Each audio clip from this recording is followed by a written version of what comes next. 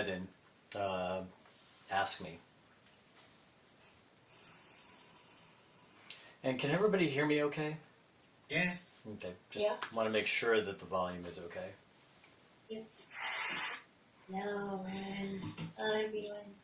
Hey, how's it going, Fuchsia? Good.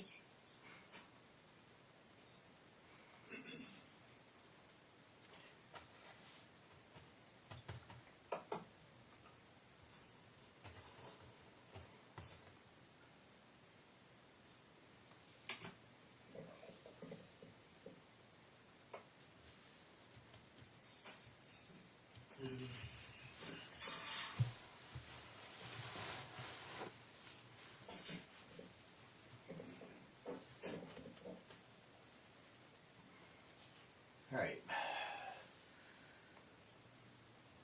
So, if you guys have any questions, let's jump in. Chat about questions. If anyone just wants to share how they're doing, we'd love to hear your voice.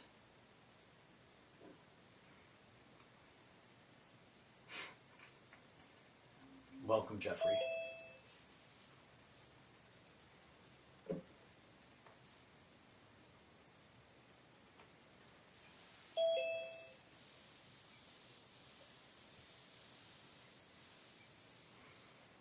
Hey, Chris. How you doing? Hey, Beth. Hey, Melody.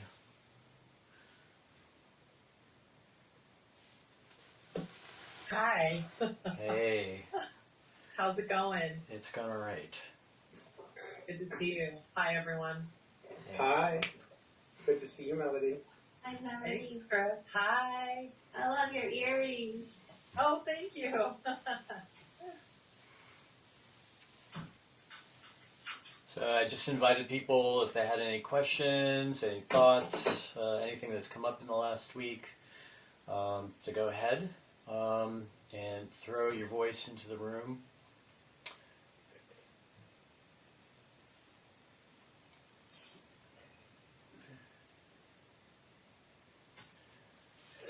All right.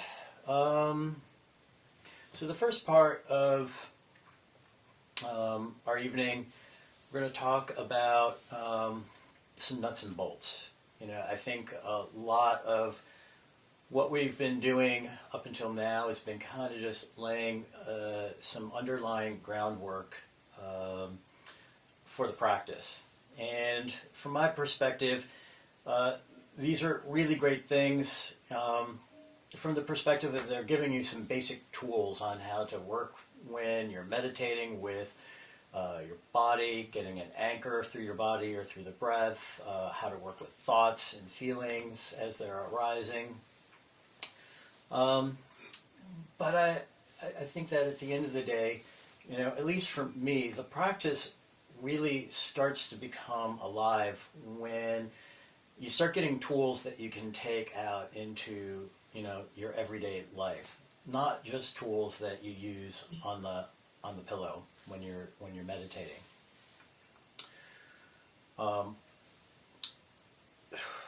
And if you're like me, there are many times throughout the day or throughout a week or even in a month or a year where we come up against having to deal with our fears, our worries, our anxieties.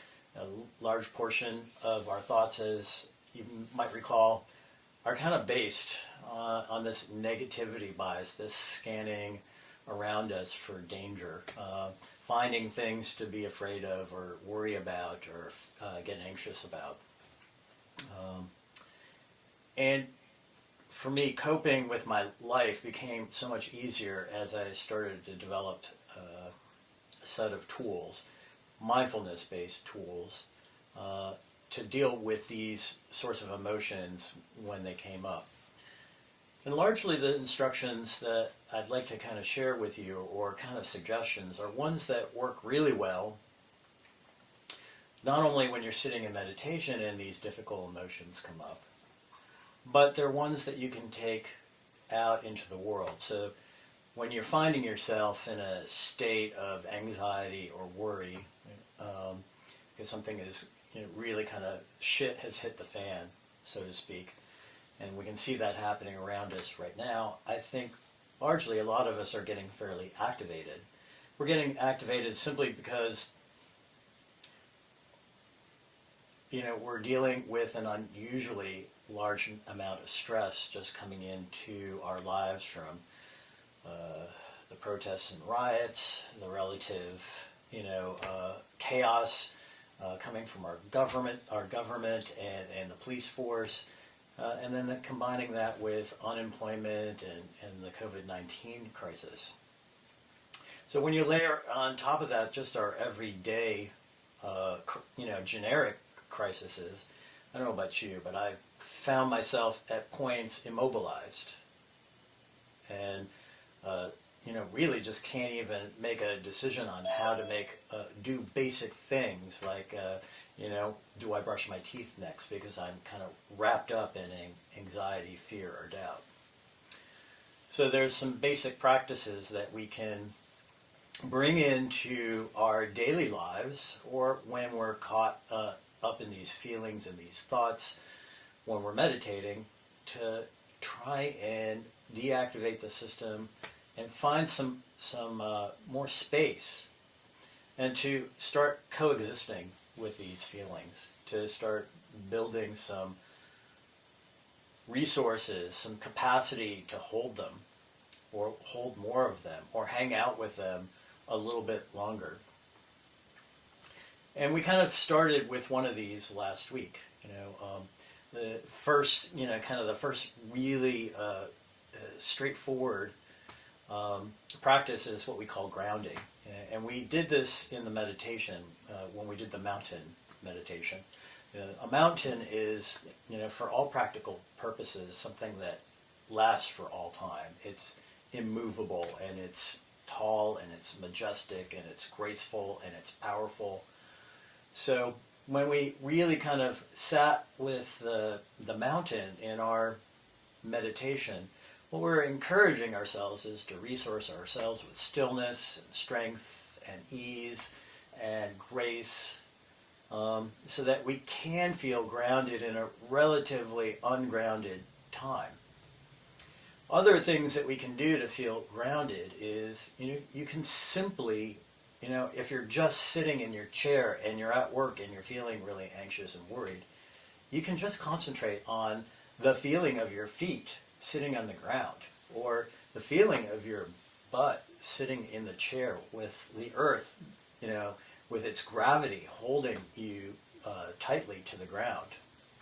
You can concentrate on your hands, and they're resting on your leg. It's to try and pull yourself deep within your body and feel the relative safety that your body's not going to fly off the earth, because the earth has got you.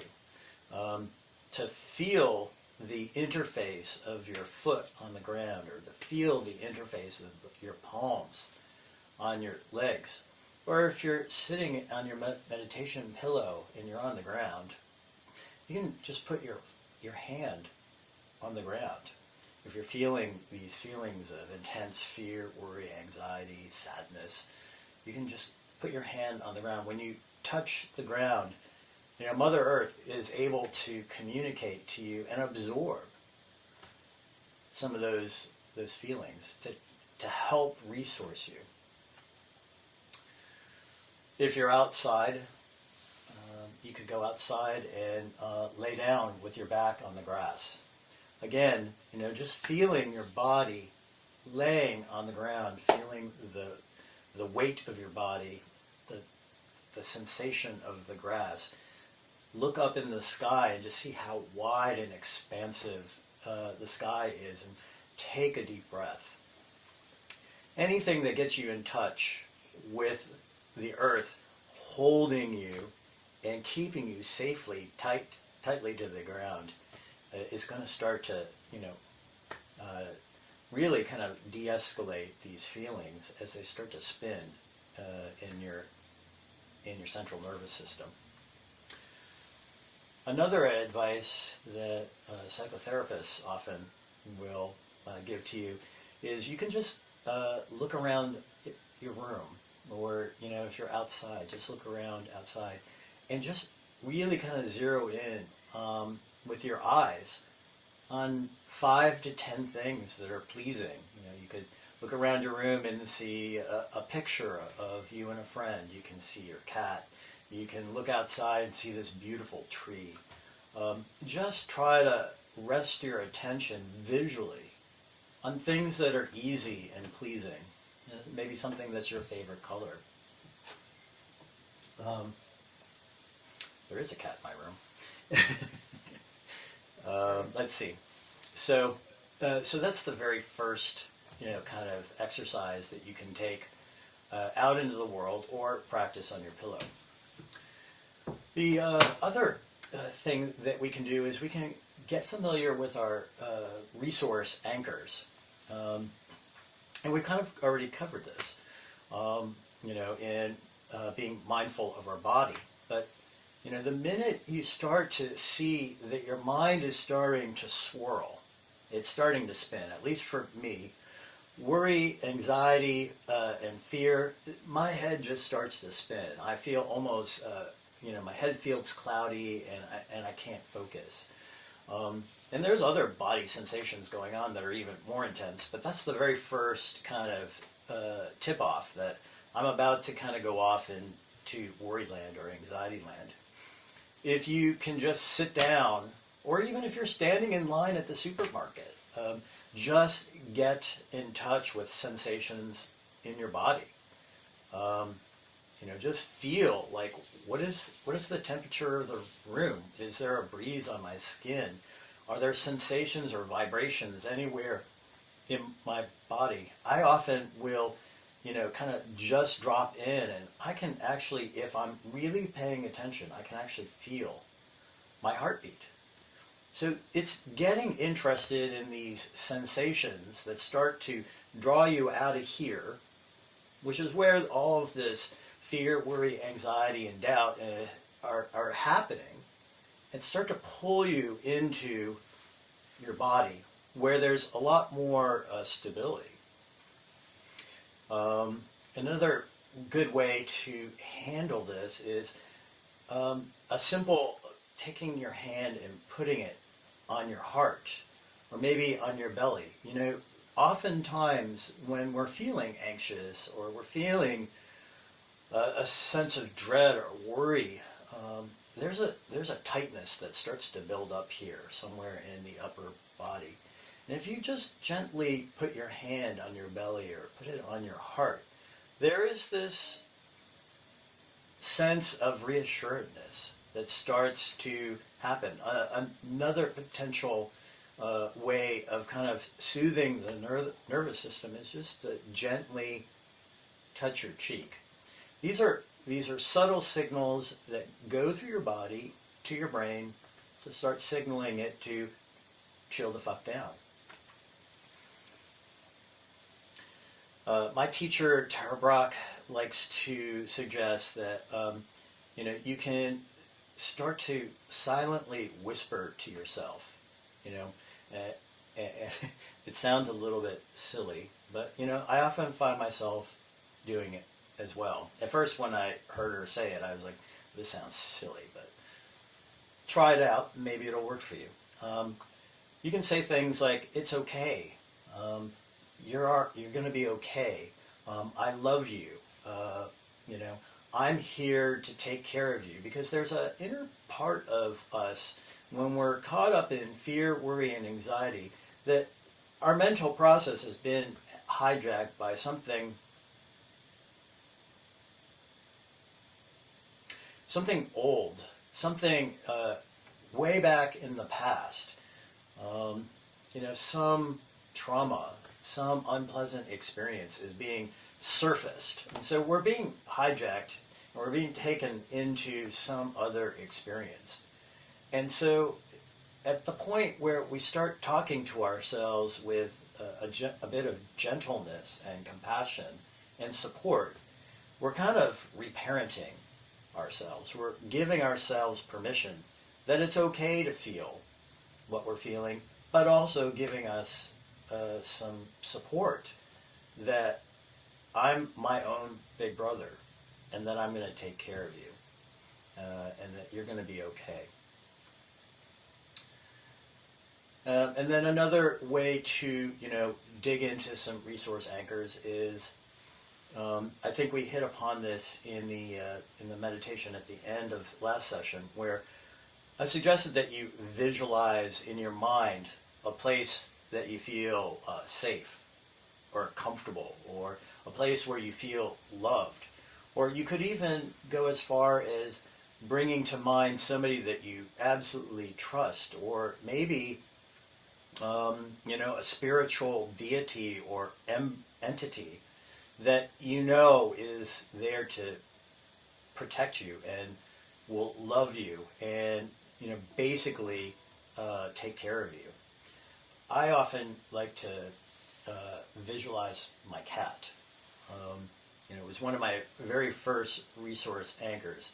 When the anxiety or the fear would kick in, if I had enough wherewithal for me, I would visualize literally a visual picture of my cat purring in my arms.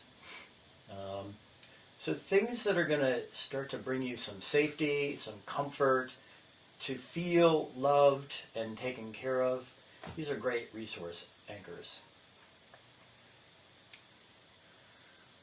So the next potential tool that you could use is a process that is called titrating and pendulating. And this is actually a process by which we start to actually build our capacity to sit with these difficult and uncomfortable emotions. The first step in titrating and pendulating is you set up a resource anchor. So let's say, for instance, you might want to use your hand on your heart. Let's just say that brings you an immense amount of comfort and really grounds you. You get into a position where you've got your hand on your heart, you take a few breaths, and then mentally you move into the situation that is bringing up the fear, the anxiety, and the worry.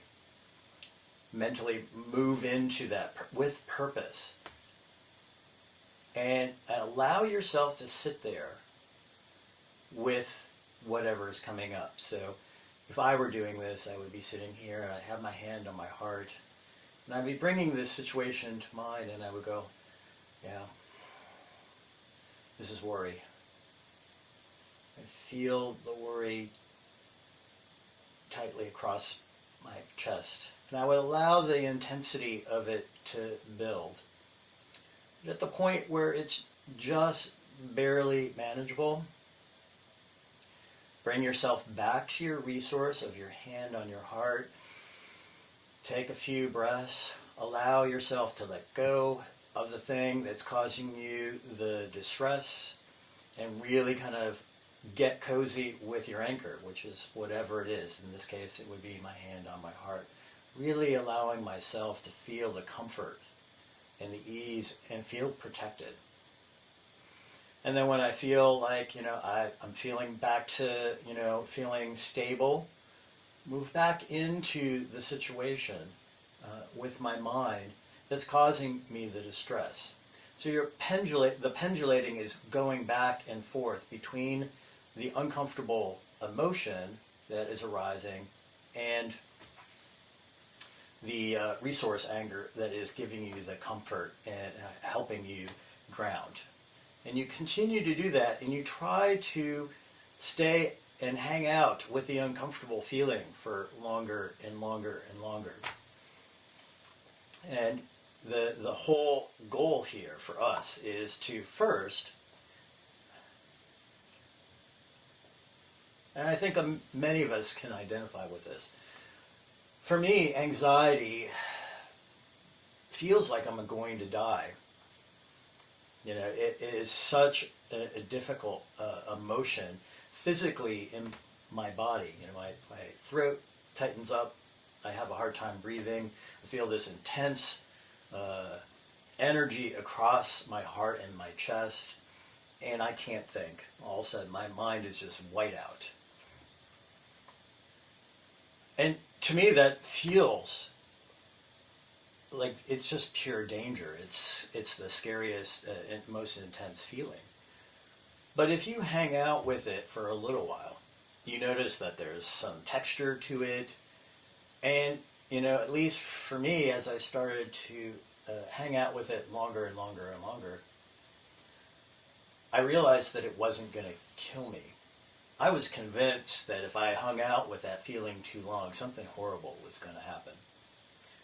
So we're trying to get some confidence that we can put our arms around these unpleasant emotions and hang out with them, and they're not going to kill us. In fact, we're going to recognize that they change the longer we hang out with them. The intensity, the sharpness, the unpleasantness, in many cases, fades away within a couple of minutes of its own accord. So, we're trying to build some muscles here.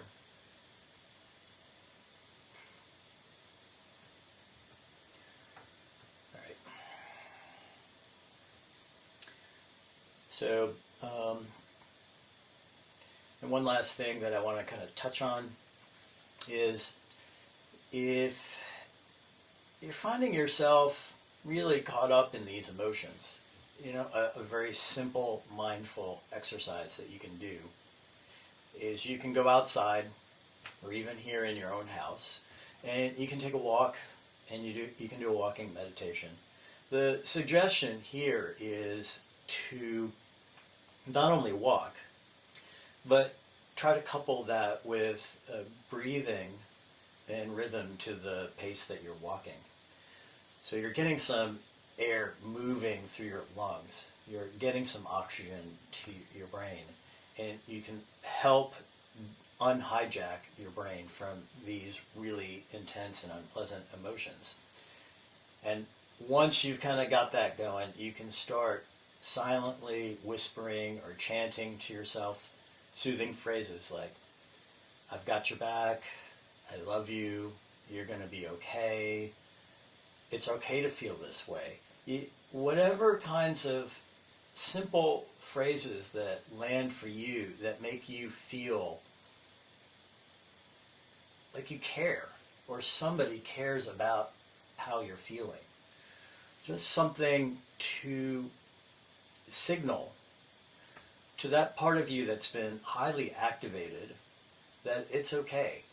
When you involve the movement of your body and the breathing, you're really kind of getting, some people don't do sitting real well, but if you can move, you're just starting to move the energy throughout your body and you're allowing your mind to take on a task.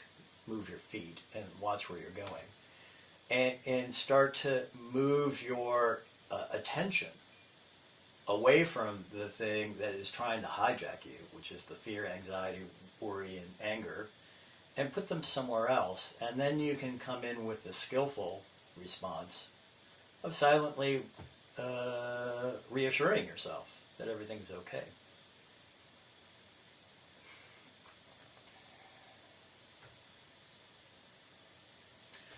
So I'd like to, suggest that we try one of these exercises.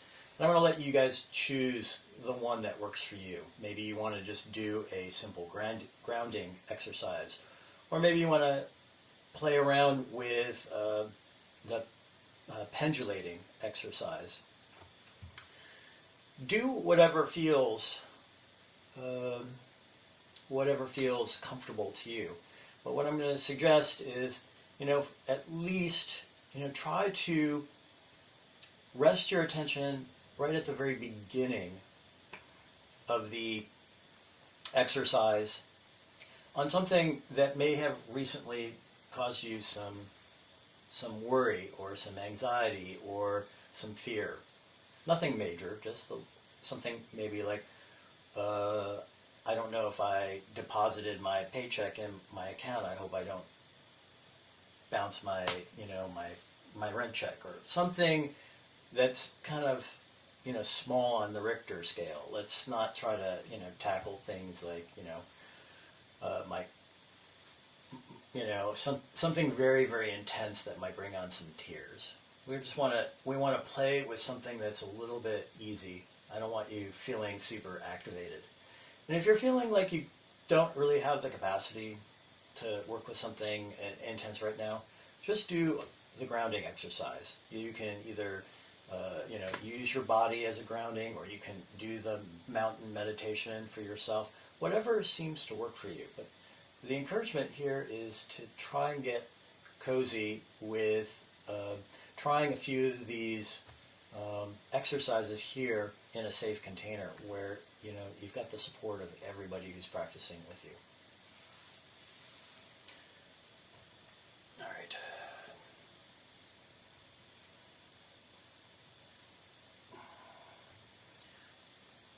So I'm going to start with a bell.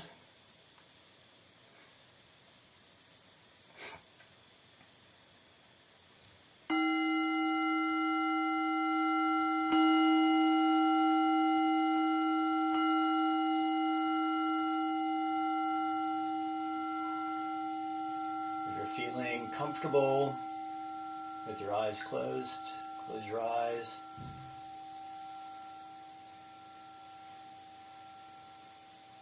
Get yourself comfortable on your pillow or on your chair. Make sure your feet are firmly on the ground. You want to feel stable. Take a few breaths.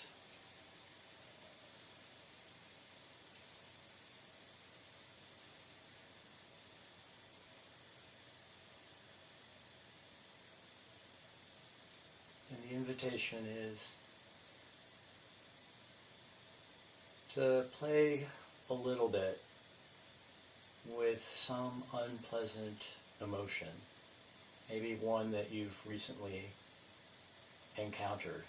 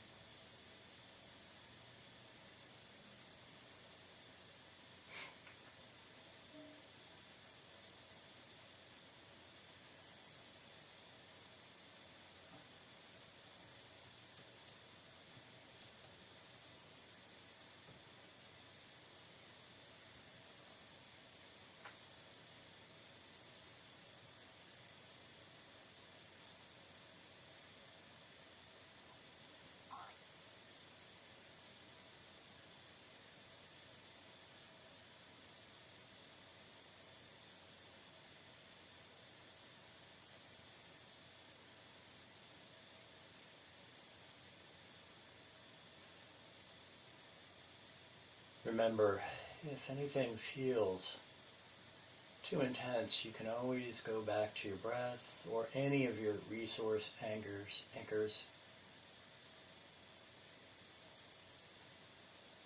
and hang out and feel safe.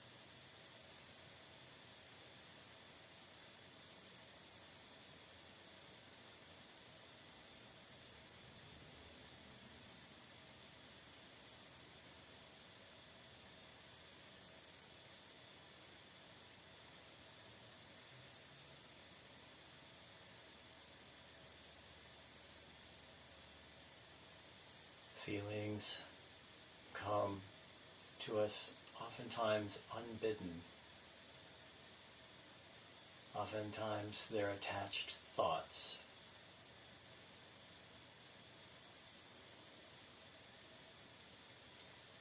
And it's our job as we're practicing to recognize that they're happening and just observe them. To try not getting caught in the story that's associated with them. Feeding them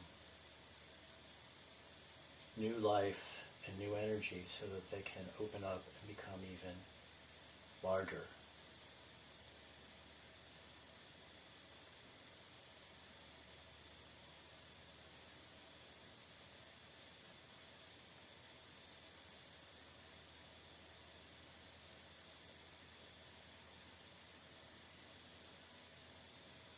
You have the resources to take on any feeling that might come up.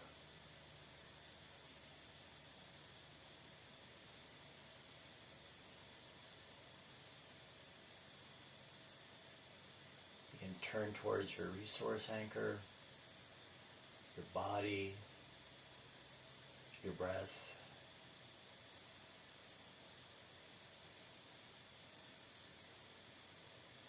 Hand on your heart.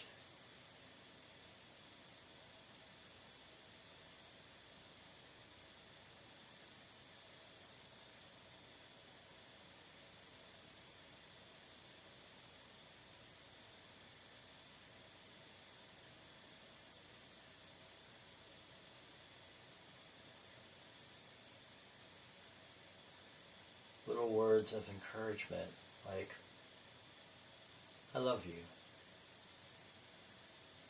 We've got this. It's going to be okay.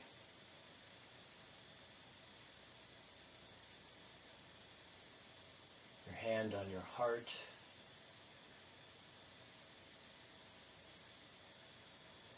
All of these tools can bring you comfort during times of stress, worry, anxiety, and fear.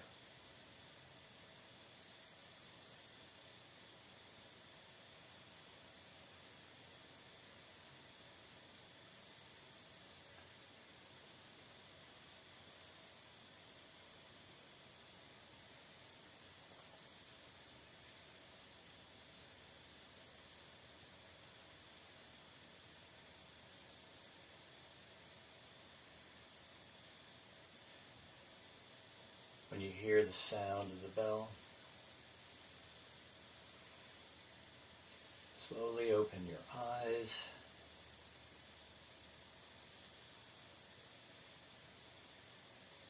Now might be a good time to return to your resource anchor if you're hanging out with something intense.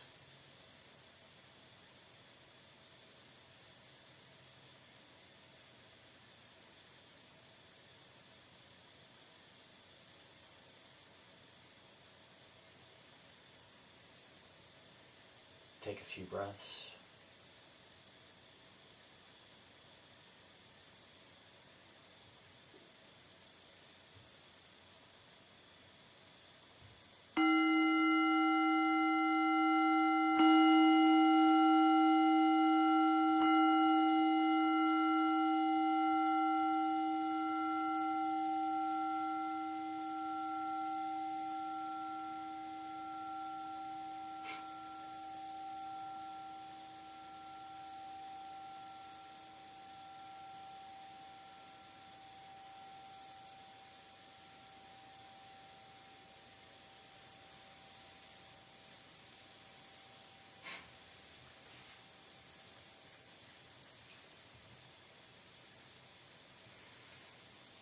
Thank you.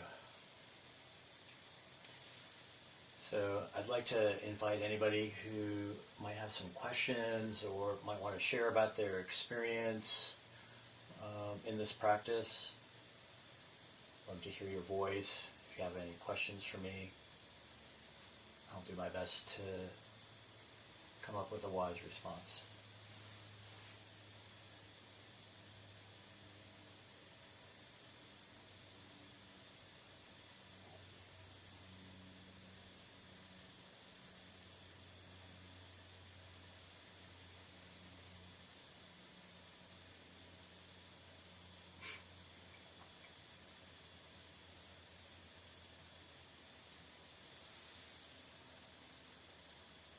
Okay. Are we all good? Going once, twice. All right. Hi, Christy. I just wanted to say hello. So, the big topic for this evening is loving kindness, and I'd like to start it out by using a quote from Sharon Salzberg, who is, in my opinion, in many people's opinion, the queen of loving kindness in the mindfulness world. And she says this: "You can search throughout the entire universe for someone who is more deserving of your love and affection than you are yourself, and that person is not found anywhere. You, yourself, as much as anybody in the entire universe, deserve your love and affection."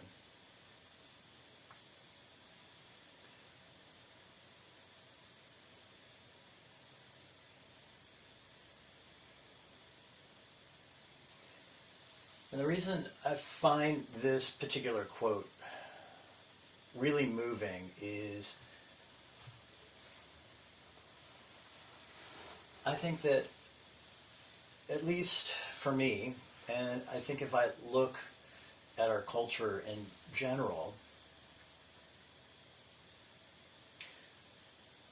there's not a lot of encouragement to love ourselves. In fact,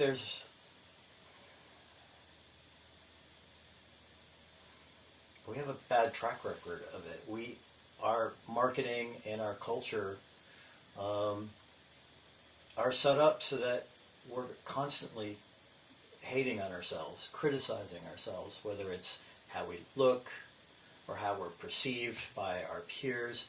There's always something that we could be doing better. We could look better, we could feel better. There's just this constant dialoguing that's being reinforced by our culture around us and by the social media and by advertising and marketing that sets up this entire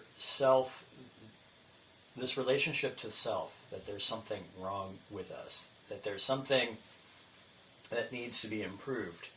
And if you really look at that closely, there's not a lot of room for love and affection and compassion towards yourself.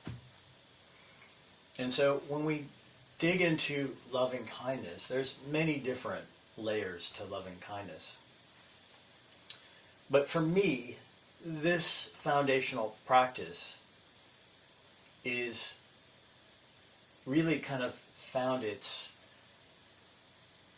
I found it to be the most powerful when I could step into loving kindness for myself.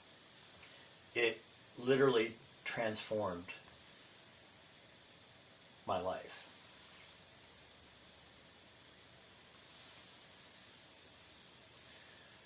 And this is one of the main reasons we come to practice, is that we're trying to improve something. But Jack Kornfield said this. He said, "Practice is not about perfecting ourselves, but it's about perfecting our love."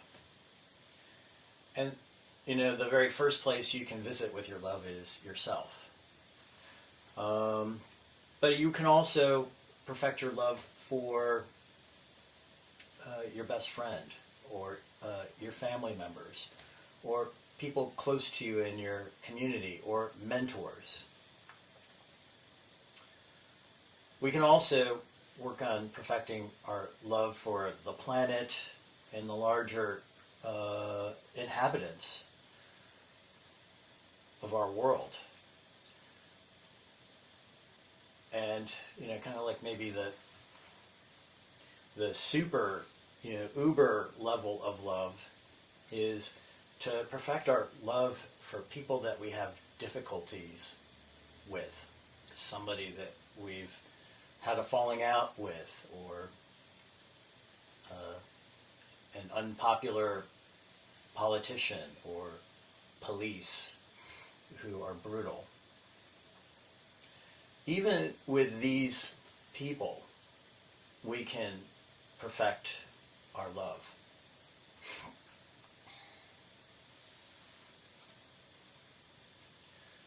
And when I am talking about love, I'm not talking about this kind of sweet storybook love. I'm talking about a love that is so expansive and so unjudgmental that when we look into the hearts of each and every individual, including ourselves, there's just this general warm vibration that you feel right here in your chest of just this unconditional, unjudging, accepting love. And that isn't to say that there aren't forms of love that are also tied with saying no, setting boundaries. You can, from a point of love, we can step into a place with maybe somebody who has wronged us, and with love, put a boundary in place and say it very lovingly. No, this is not okay. I will not accept this. And still do it with an intention of love, because sometimes people don't know that you love them if you aren't willing to put a boundary in place. Expressing love towards people who are, for the lack of a better word, committing grave injustices in the world. It's by setting your voice out in the world and saying, no, this injustice is not okay. It's not coming from a place of anger and hate. It can come from a place of love. When we see these protesters marching in the street, passionately yelling, Black Lives Matter and all of the other things that they're yelling at the top of their lungs, they're not doing it really from a place of anger. They're doing it from a place of deep care and love. So love can take many different forms.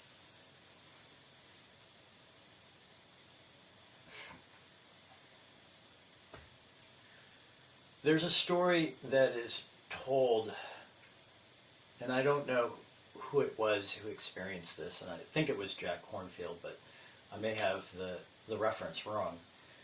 He said that when Western practitioners of mindfulness meditation first met with the Dalai Lama, and they were exchanging lots of ideas,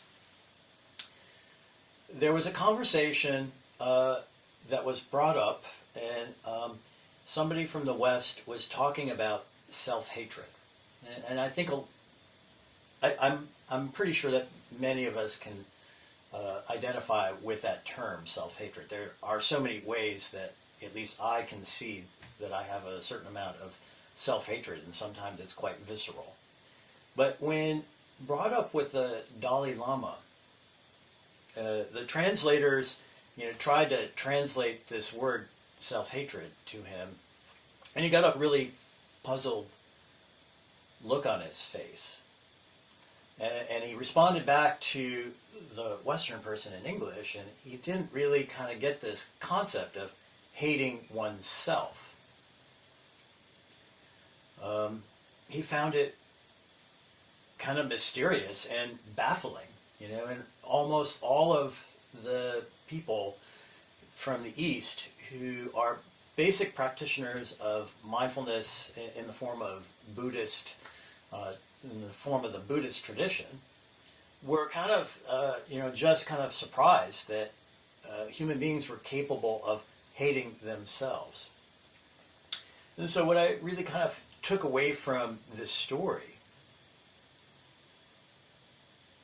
is that it's not actually a natural state for us to hate ourselves, and that it's a learned state of being. It's a train of thought. It's a neural pathway that we've been taught and passed down from our families, from our communities, from the country that we live in, the culture, the religion.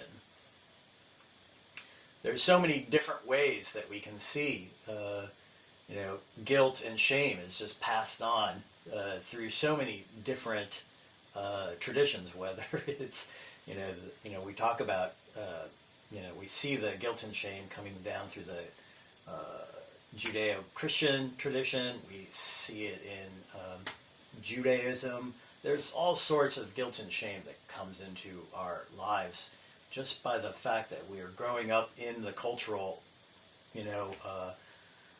melting pot that we live in. So what I feel love and kindness as a practice can do is lay down new ways of thinking, to start building some new neural pathways, to start shifting the content of our thoughts from a negatively biased set of conditions, which you'll recall we talked a lot about this during the mindfulness of thoughts, that something like over 80% of our thoughts are of worry and anxiety and fear, and they're repeat thoughts. So what we're really wanting to do is try to come up with some practices that can start planting the seeds by which we're going to see thoughts of love, ease, grace, compassion, empathy start to sprout and take root and spread, and start to shift the balance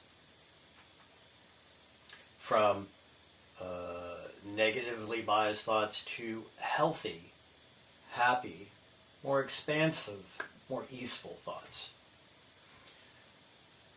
And that's where this loving kindness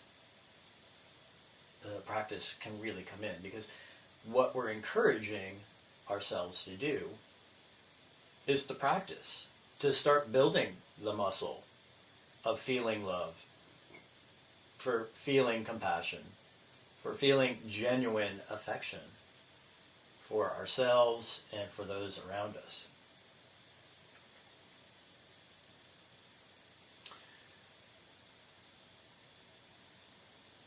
Which kind of brings me to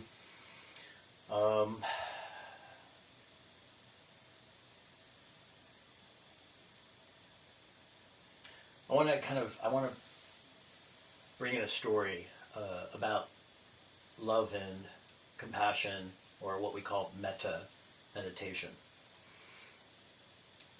Metta meditation for me, when I first started in mindfulness practice, was super hard. I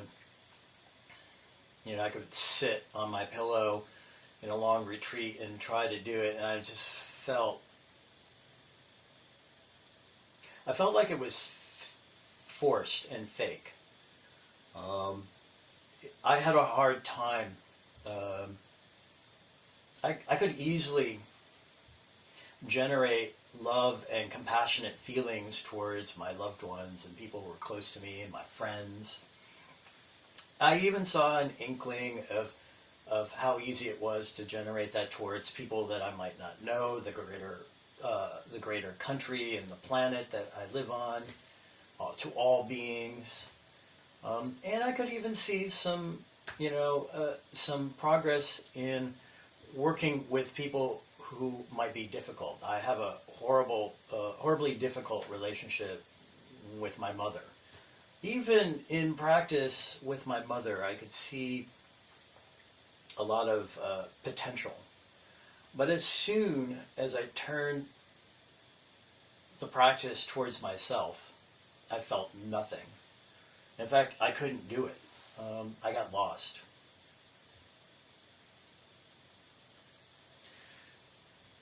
But I went on a week-long meditation retreat. After a particularly long and difficult period of time between myself and my partner. And I got to the retreat, and they told us we were going to do an hour of metta meditation every day. And I was just dreading it. But I determined that I was going to work really hard with it. And after a week of silence and a week of working with all forms of metta meditation, every day I would spend a certain amount of time with myself. And at the very end, I was able to, simply by visualizing myself not as the adult that I am today, but as visualizing myself as the 6-year-old child, the innocent child who wanted to just run and play, the one who just wanted to have fun and wanted to feel safe. When I saw that child, it was so easy for me to wish loving kindness towards that child. That child was me. And the moment I had that breakthrough of seeing myself as a child, I remember it very vividly. I then brought in images of my partner as a child and was wishing loving kindness to both of those little boys. And it was one of the most earth-shattering experiences for me. I'm kind of getting a little choked up about it now. Because in that moment, when you see somebody that you have a hard time relating to yourself, and somebody that you're maybe having a confrontation or an uncomfortable experience with, and you can see them in their basic essence, these young, innocent, fun-living children who need love and protection and just want to be taken care of. There's nothing that doesn't crack open your heart more quickly than that, at least for me. And I just remember the tears just pouring down my face. And it was in that instant that suddenly all of the guilt and shame and resentment and anger, worry and fear, it just disappeared. And the reason I bring that last part up is in the presence of love and kindness, genuine love and kindness, there is no room inside of you for any of these other unpleasant feelings. Where love and compassion and empathy exist, fear, worry, anger, they're banished. There's no room for them to take hold. There's no oxygen in the room for them to feed upon, because the love and the compassion just continues to open and fill all space inside of you and in the room around you. It's one of the most powerful ways I know to really kind of start to turn the tide on these states of mind that we habitually find ourselves in. Another argument for practicing loving kindness comes from neuroscientists. And what neuroscientists have found is all human beings are wired with what we call mirror neurons. And these neurons, they pick up on other people's state of mind. And so when somebody is feeling sad, the mirror neurons in you start to fire and you start mirroring the sadness in you. Animals have this wiring, humans have this wiring, all primates have this wiring. It's one of the primary things that kind of is the source of feelings for us in animals. So it allows us to mirror the behavior of others in our species. And, I think to a certain extent, if you really open yourself to the experience, it allows us to mirror the feelings of all animals, all beings on this planet. So when we start to extend loving kindness, not just when we're sitting in practice, but when we're moving through the world around us and we start offering loving kindness not only to ourselves, but to others. You're walking down the street and you see a homeless person. There's that instant where there is a time when you might feel pity. But if we move from pity into genuine compassion and kindness and love, that person looking you in the eye, that stranger that you might be walking by, or the homeless person sitting on the sidewalk, they will automatically see and they will start to experience the love and kindness in them.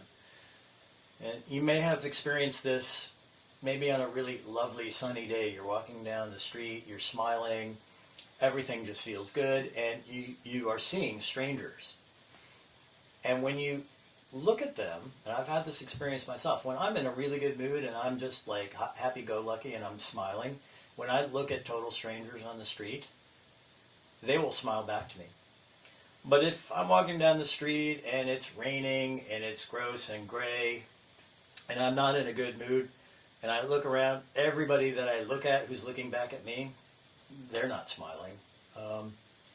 So the power of just filling ourselves and actively activating loving kindness can affect not only ourselves, but all of those people that we come into contact with. So, that kind of opens the topic of karma. But karma, it's the action that radiates out from you. So, the simple concept is if you do something based on kindness and it impacts people around you, then they pick up on that vibration of kindness and then they pass that on. So it's like, dropping a stone in a pond and you see the rings radiating out from where the stone drops into the pond. And as it radiates out, it hits other things, constantly encountering more and more things. So all of these actions that we start to take on, the love and kindness specifically, radiate out, not only benefiting us, but they benefit all beings that it comes in contact with. And eventually, it's my belief that this love and kindness, not because we're trying to manipulate the world so that it's loving and kind to us, eventually, if we continue to repeat this behavior of being loving and kind, we're going to see that loving and kindness returned to us in very unexpected ways from unexpected places. But you can't receive it unless you're willing to freely give it.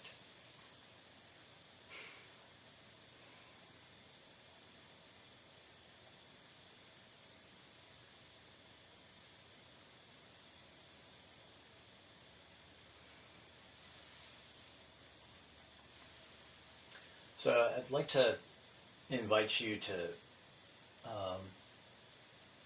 get into a comfortable position, and I'm going to work us through some loving kindness practice. We're going to do a traditional practice. I'm going to keep it focused on things that are relatively easy. We might go ahead and play with somebody who's difficult, but I'm going to feel into it. We're going to try and stick with some of the easier topics today, and not try to challenge ourselves with trying to find love and kindness for, very, very hotly difficult people. So get yourself in a good, relaxed position. If you're feeling okay with closing your eyes, close your eyes.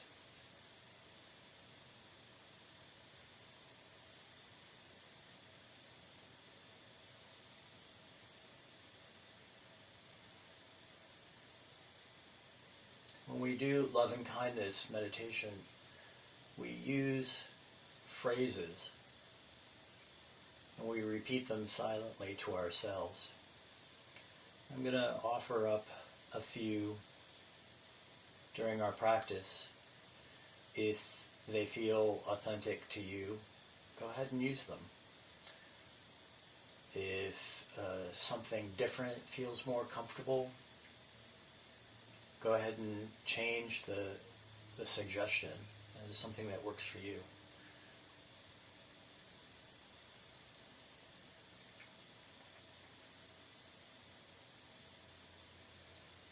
Let's take a couple of breaths. And I'd like you to bring to mind, maybe you can formulate a picture in your mind, or imagine someone close to you physically. Let's imagine a person that we love. Maybe it's a brother or a sister or a parent, a teacher, a mentor, a partner, a good friend. Somebody who is shown love for you. And if you're feeling maybe a little tight around the heart, why don't you try maybe a pet, or maybe a place that you like to go where you feel safe. A place in the park, a place that you've traveled that's beautiful.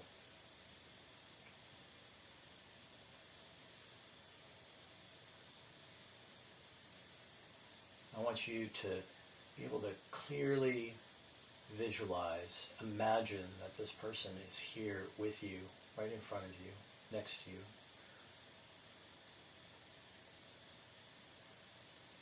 And we want to begin by saying, may you be healthy. May you be free from suffering. May you feel loved. May you be free from fear.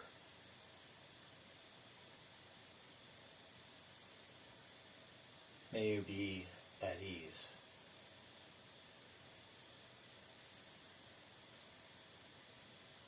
Lightly repeating these sentences, these phrases,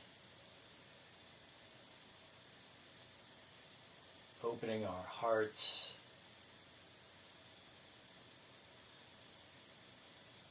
feeling that vibration of ease and love.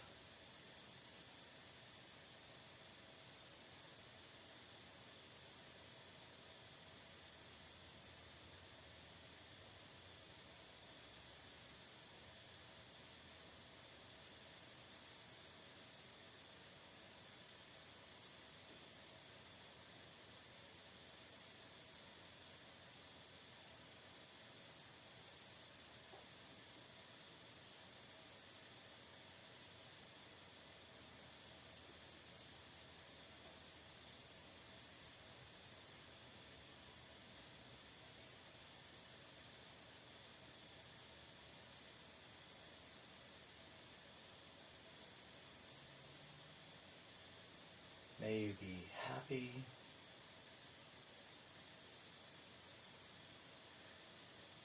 May you be at ease.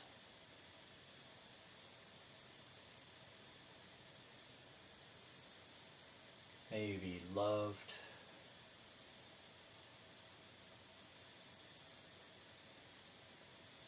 May you be free from suffering.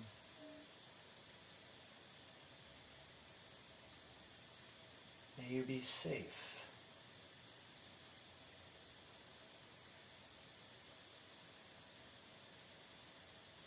And may you be at ease.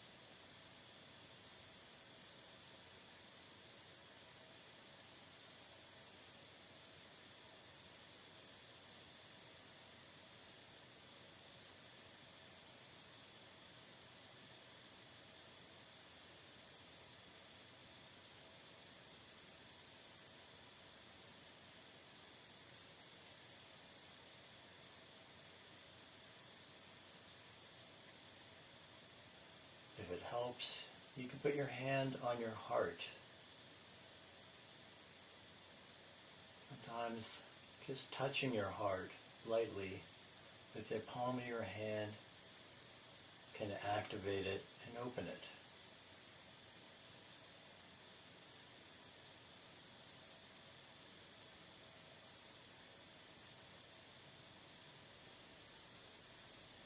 It's a gesture of kindness, a gesture of love, acceptance.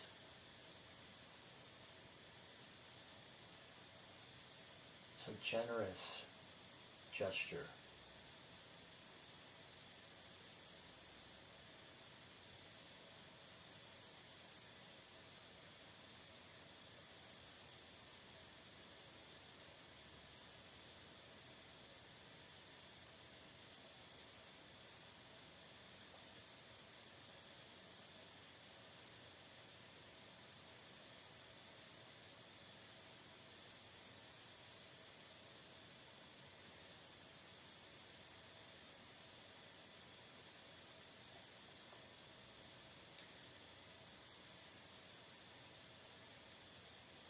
Silently acknowledge this person that we care about, our pet, the place that we've decided to visit.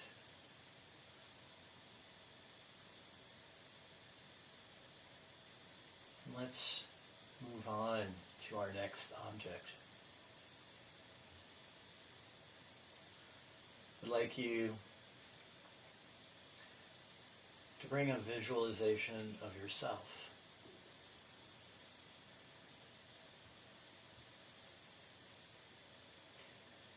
Maybe it's a vision of yourself today.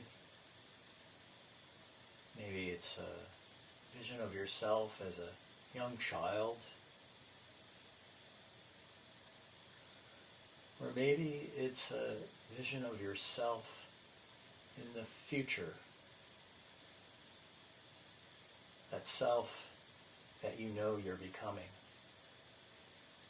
The one that you know you're growing into.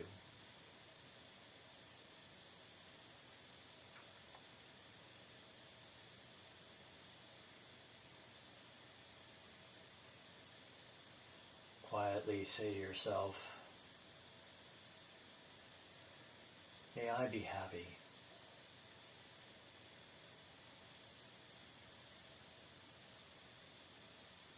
May I be at ease.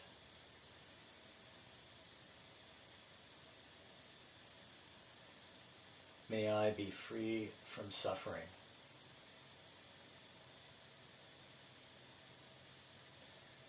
May I be safe.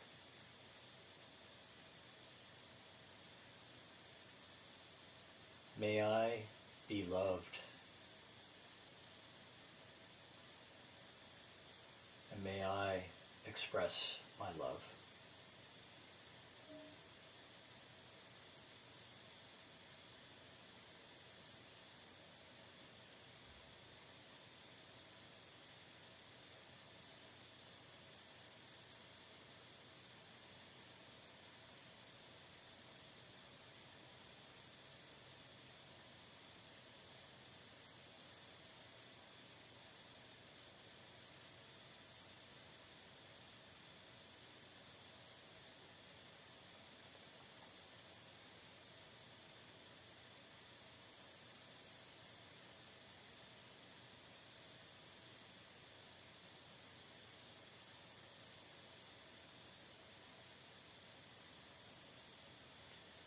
May I be loved. May I be free. May I be free from suffering. May I be healthy.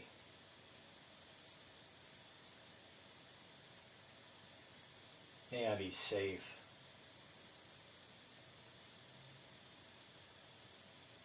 May I be at ease.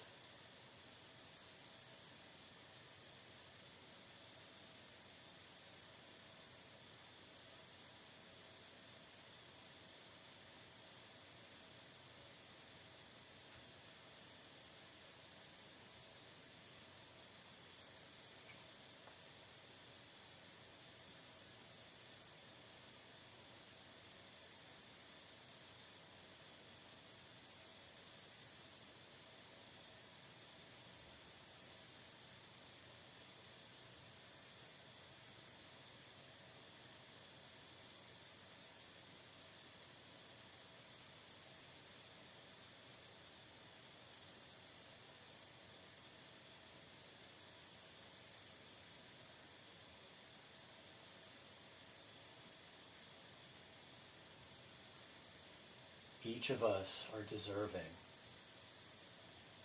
of love, kindness, to be free of suffering, to be healthy, to be at ease, to express our love, to be safe.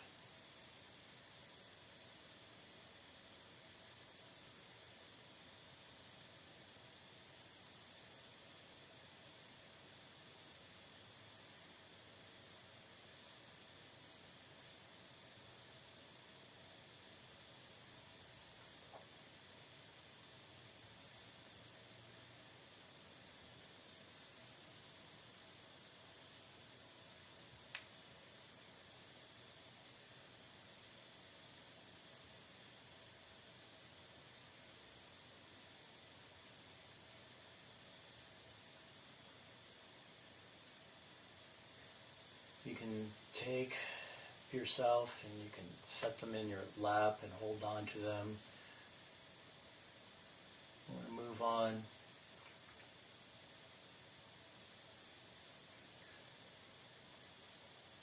I'd like you to bring to mind somebody that you might know casually, an acquaintance. You don't have any particular strong attachment to them emotionally. You neither are good, close friends, but you know them in some casual way. You have no negative or strong feelings towards them, whether they're pleasant or unpleasant. Maybe it's just an acquaintance that you've met through a friend, somebody that you met briefly at work. Or maybe it's just the guy at the corner store that you see occasionally.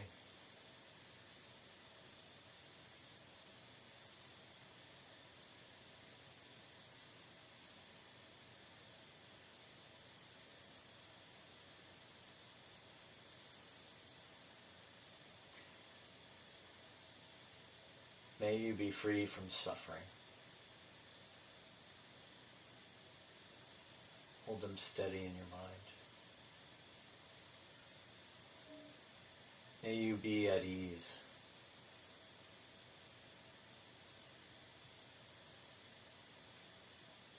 May you be healthy.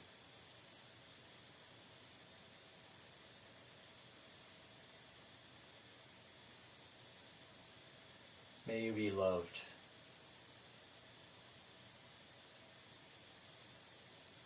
May you be free from fear.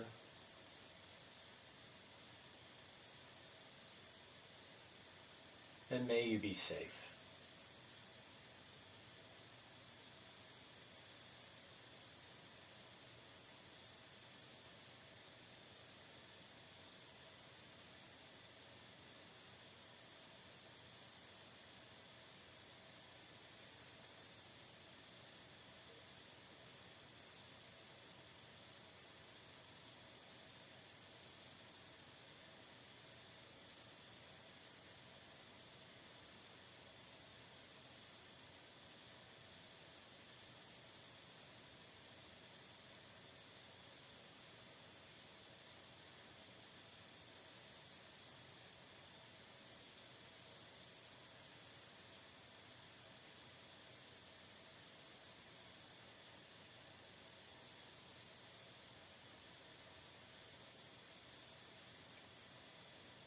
May you be at ease. May you be free from fear. May you be free from suffering.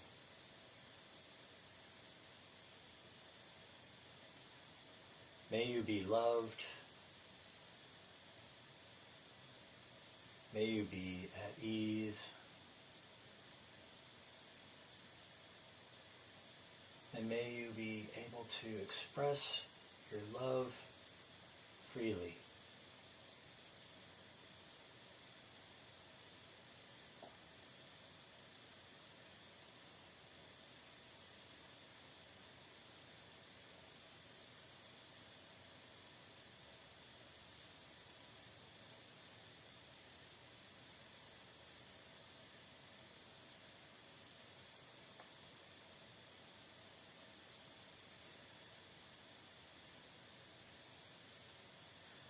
This practice is about planting seeds, rewiring our brains, laying down new neural pathways,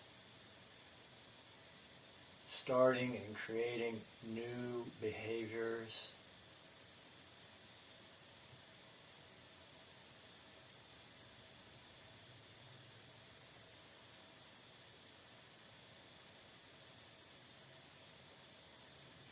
Small, little incremental steps in our practice are our karmic future, radiating out from us impacting all around us in large and small ways.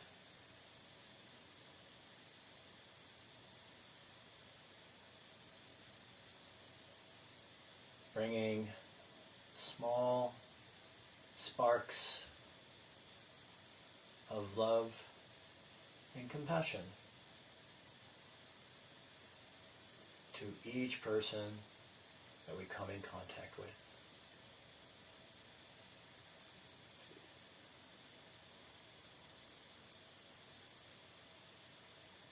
May we all be free.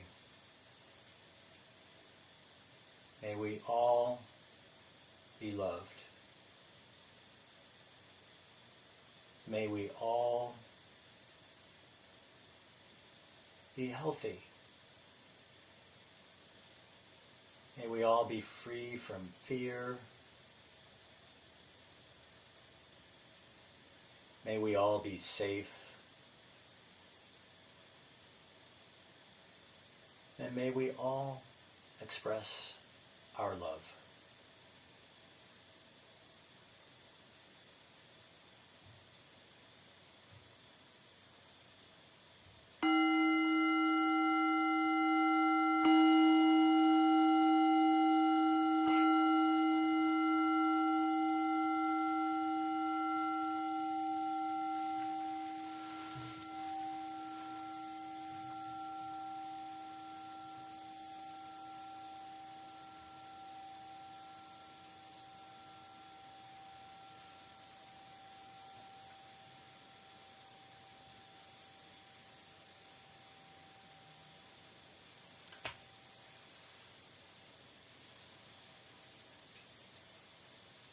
So I just want to thank you all for your practice. I feel that this specific practice is one that is well timed for us. The world around us needs more love and kindness. And if we want to see love and kindness in the world around us, we need to practice it. And it'll start to show up in the world around us. And for me, the breakthrough was finding some love and kindness for myself. Because once you start to treat yourself with love and kindness, it's sort of like a virus. It just catches on with everyone else around you. So I feel it is one of the best tools we have to combat hatred, fear, and some of the toxic behaviors that we're seeing in the world around us today, whether it's in our government or being highlighted by these protests.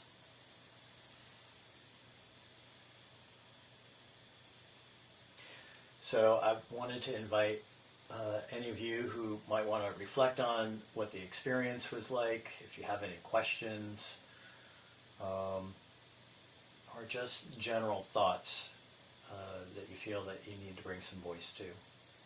Go ahead and unmute yourself. Yeah, go ahead. Well, thank you, Ron, for sharing your experiences with us. It really, just really helps me to understand myself better and you and everyone else. I was wondering about the love and kindness and the boundaries piece that you brought up, and I really liked what I heard, because setting boundaries has been one of the biggest challenges I'm working on my entire life and in therapy. And so, whenever you're in a situation where you have to say no to someone, because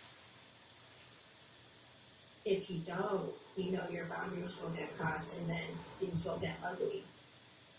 but how do they know that you're doing it from a place of love? Because setting boundaries is really difficult because you're afraid that other person is just gonna like hate you. And part of this fear comes from like the culture and the family I grew up in, where you're not supposed to offend anyone ever. Yeah. I'm hearing your question, and the immediate reaction is, I know from myself, when setting a boundary, especially in a family situation where boundaries are being crossed, there's this underlying sense of guilt or shame that arise when you feel like you need to say no. It's the underlying feeling there. And so the first thing I think that would be helpful is to recognize that is probably what's arising. But my encouragement here is, when you're setting a boundary with somebody in a hot situation, you might not need to do it right in the moment when it's happening.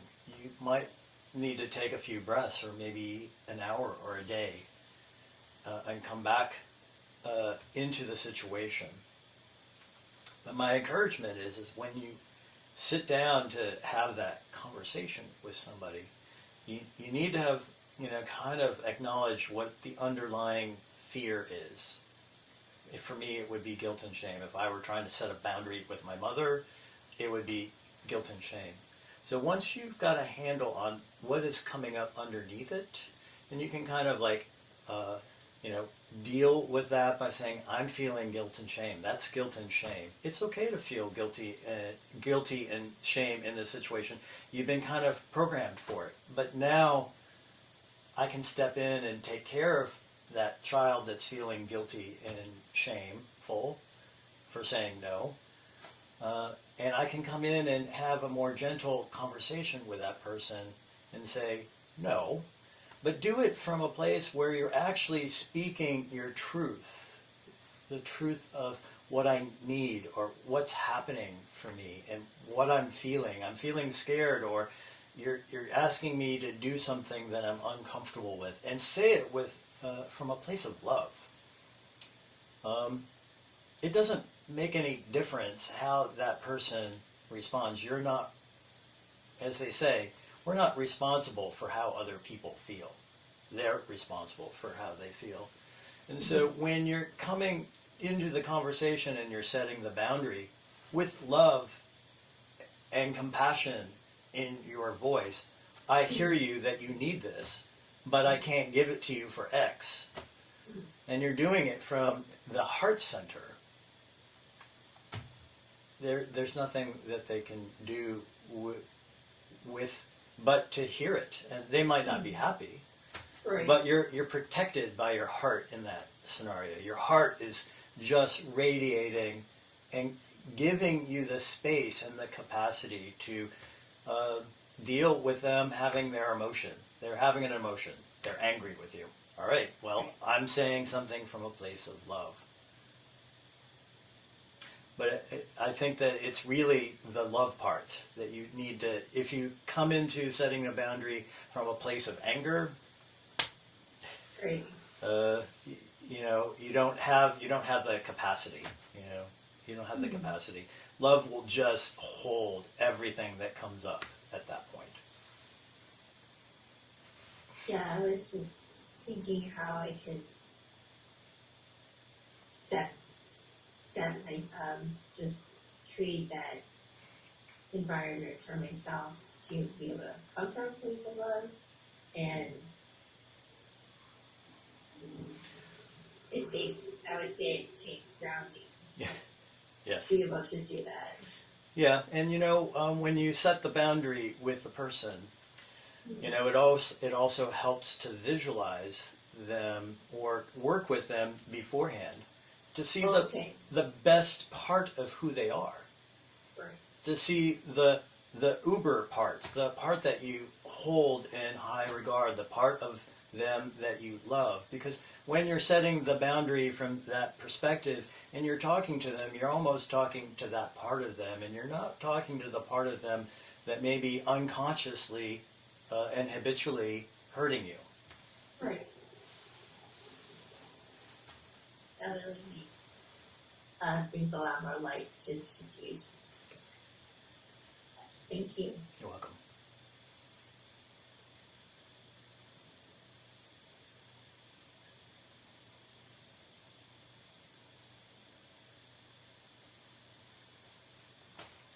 Well, I've noticed that we're at 8:01, which means we're just over our time.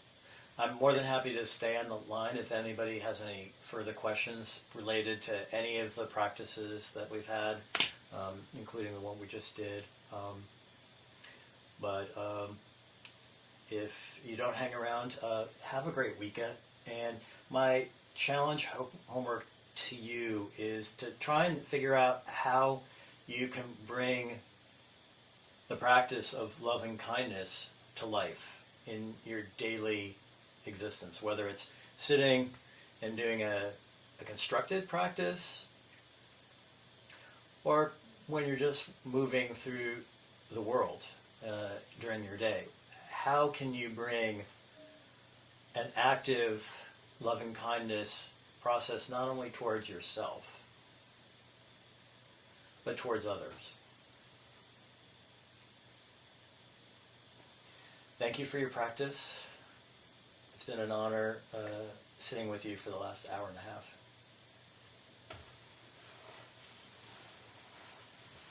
Thank you, Ron. Thank you. Thank you so much, Ron. Thank you, Thank you. Ron. Thanks, guys. Thank you. Bye. Bye. Bye. Christy, it's so good to see you. Because I was very sick, Oh. better, and I was really sad to miss it. So it's good to see you. Good to see you.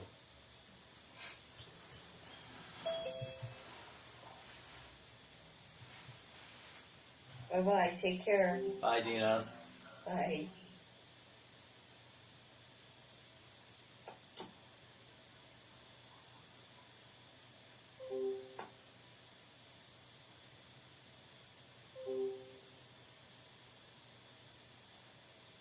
Hey, Jeff. Hi, guys. Hi. How you guys doing? Good. Thank you. I'm just going to open my window real quick. Yeah. Why it's so hot in here. Hi, Ron. Hey, Jeff. I wanted to extend my love and my condolences for the loss of your friend. She was Gabo's friend too. It's a huge loss for both of us. Yeah. But I've known her for 30 years, so there's a deep history there. Yeah. Talk about loving kindness. She was my outward manifestation of that. Yeah. Thank you. What a beautiful session today. I've been in tears most of today's session. I don't know, it really speaks to me today. Thank you. You're welcome. Mhm. I like the practice of love and compassion. It was a hard one for me to pick up, but after I had my crying breakthrough on day 6 of 7 of silence, I understand, kind of the general power of it. And it does have a profound way of shifting how you interact with people. You know, it's interesting this thing about setting boundaries that you were talking to. I think I'm good. I'm getting better.